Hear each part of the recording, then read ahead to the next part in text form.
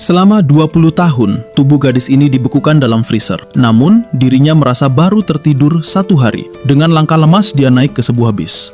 Gadis itu memasukkan uang ke kotak tarif, lalu menunggu kembalian. Sopir mengatap heran dan berkata jika tarifnya sudah naik. Si gadis hanya melamun.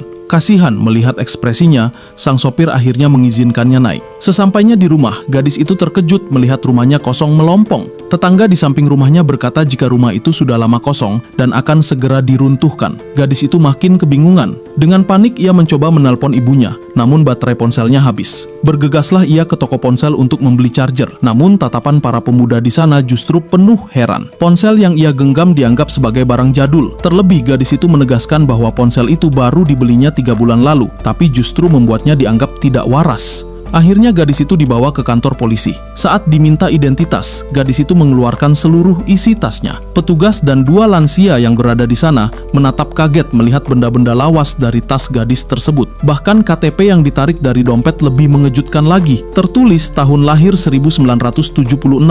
Usianya seharusnya 42 tahun. Namun wajah di depan mereka tetap seperti gadis 20-an. Polisi akhirnya berhasil menemukan nomor ibu si gadis, tapi sang ibu tak kunjung menjawab telepon. Gadis itu menitipkan pesan suara, menyebut namanya, lalu berkata bahwa ia sedang mencari ibunya. Beberapa jam kemudian, pesan itu sampai kepada seorang wanita tua. Tangannya bergetar saat suara yang ia kenali menyapa dari dalam ponsel. Air matanya pecah tanpa bisa ditahan. Putri yang ia yakini telah meninggal, ternyata masih hidup. Hatinya seolah dihantam petir, antara bahagia, syok, dan tak percaya.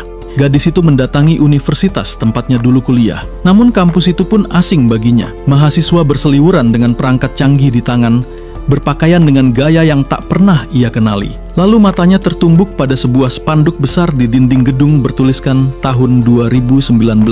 Ia mengedipkan mata berulang kali, mencoba meyakinkan diri bahwa semua itu salah lihat, tapi tidak. Semuanya nyata. Tahun sudah melompat jauh. Dan ia baru sadar ternyata selama ini dirinya bukan tertidur 1 hari, melainkan ia telah terputus dari dunia selama 20 tahun penuh.